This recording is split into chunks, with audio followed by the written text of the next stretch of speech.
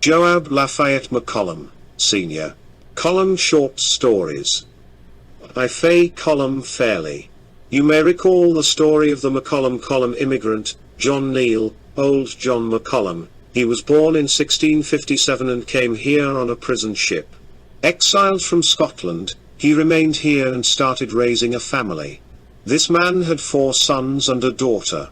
These sons started their own families as they reached the age of manhood.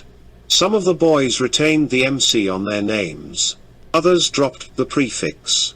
The subject of this story is the great-great-grandson of John Neal, old John McCollum.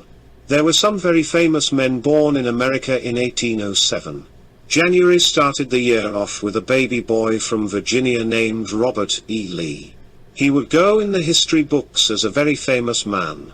Only 1 month later, in Portland, Maine, Massachusetts, a baby boy was born with a thirst for knowledge and a talent for recording it.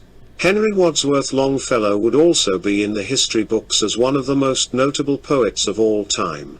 After these 2 babies enjoyed the limelight for most of the year, our own Joab Lafayette McCollum Sr. was born in October of 1807. His parents were David McCollum and Sarah Graham.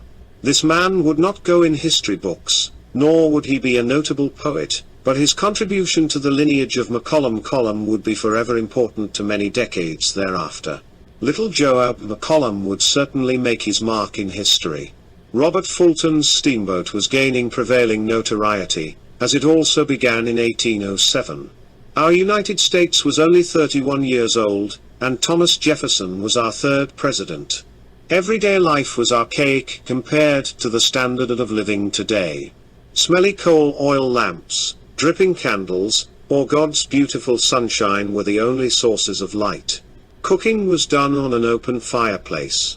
It was not costly, but very time-consuming. It was also hot in the summer. Gathering wood in those days was a constant chore, as the wood was not only heat but fuel for cooking. Laundry was also a major chore, as it required taking the garments to a nearby creek to wash, or bringing water to the scalding pot so they could be boiled over an open fire. This called for more wood. Nothing was easy in those days. Medical knowledge was primitive, medical personnel was not easily obtained. For this reason, sickness, childbirth, and injuries quite often resulted in death. Our female ancestors had a very short life expectancy because of the hard life and lack of medical treatment. When Joab was only 5 years old, James Madison was the 4th president, and the talk of war was the main topic of conversation. The War of 1812 lasted 3 years, so until Joab was 8 or 9 years old, the subject of war was a constant source of conversation. Even though South Carolina had more than 5,000 men in the war, and had raised a lot of money for its defense, there was not a skirmish or battle fought within the state. I'm quite certain that the fear of battle within the area kept the citizens in invariable panic. Joab was a typical young boy and grew to be a typical teenager. He started working as a teenager, as most boys did in those times. If the boys learned to read and write, they usually learned it at home from their mom or sister, because the chores could not suffer for the boys' education. Employment in that era included but was not limited to farming, wood cutting, trapping, and making furniture. I'm sure that cattle ranches also employed quite a few men. I can picture my ancestors on horseback with their guns strapped to their sides. The cowboys on TV are not a good representation of what it was really like. If he rode 20 miles on a smelly horse, he smelled. If he was on a cattle drive for 2 months, he needed a haircut, shave, and a bath.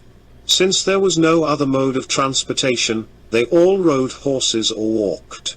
Most men carried guns during that time for protection. It would not be feasible to carry the pistol in a pocket. For this reason, a holster on the hip was the answer. A gun holster on the side was the most logical way to carry a much-needed pistol. This was during a time when men respected the gun for protection. They were trained early on the proper use of firearms. With this being established, it is safe to say that our ancestors were cowboys. By the time Joab was 21 years old, he married his sweetheart Sarah Charity Wood. She was 5 years younger than Joab. They started their family in 1830 with a boy named John Nelson. Their second child was another boy. David was born in 1832. Joab was very happy. He had 2 sons now to help with chores, and he looked forward to the time they could start working. Most men didn't coddle and coo over the babies. They were generally too tired from all the hard work. Their third child was another boy. William was born in 1833. Perhaps by this time, Joab was strutting like a rooster, because he now had 3 boys, and would soon have a house full of all boys. His boastful attitude didn't last long. His 4th child was a girl. Sweet Mary Ann was born in 1835. When Joab saw her, she captured his heart. Joab's next 3 children were girls. Matilda was born in 1837. A beauty named Sapphira was born in 1838, and died a few months later. This was a dreadful hardship for this family. Their first loss of a family member was hard to overcome. Little Sapphira was laid to rest in a place called Sarah's Chapel. She was the first of this family to be buried here, but she will be joined by others. Rebecca came along in 1840. She was the last daughter of Joab and Sarah Wood. When the 8th child was born in 1842, it was a boy. He was given the name Joab Lafayette McCollum Jr. 3 years later, in 1845, Sarah gave birth to her 9th child. This was another boy, Thomas Munsey. Sadly, sweet Sarah, only 34 years old, lost her life in this childbirth. Sarah was laid to rest near her daughter Sapphira in Sarah's Chapel. With 8 children to care for, Joab needed to marry again. He married in 1845. The girl he chose was Sarah Prince. She was 18 years younger than Joab. Their first child was born in 1846. It was a girl. Her name was Charity Ellen. It is quite possible she was named after his first wife. Sadly, little Thomas from his first wife died the same year little Charity was born. Thomas was laid to rest near his mom and sister in Sarah's Chapel. This was a very unusual family. Joab was almost 40 years old, and his wife was 21. This was not an unusual occurrence in that time period. In 1847, his 11th child was born. Lena was her name. The older children knew that it was their duty to help care for the little ones, whether it was for giving them a bath, helping with homework, teaching them how to do chores, or just keeping them pacified during a time of childbirth or sickness. 3 years later, another daughter was born. Marietta was born in 1850. She was born into a family of many caretakers. Big families required more food, more sleeping quarters, and more room to play. These big families also offered more love, more laughter, more hugs, and more prayers. 3 years later, James Wesley Brady McCollum was born. This was the 13th child of Joab Lafayette McCollum Sr. This child brought happiness and excitement in this large family.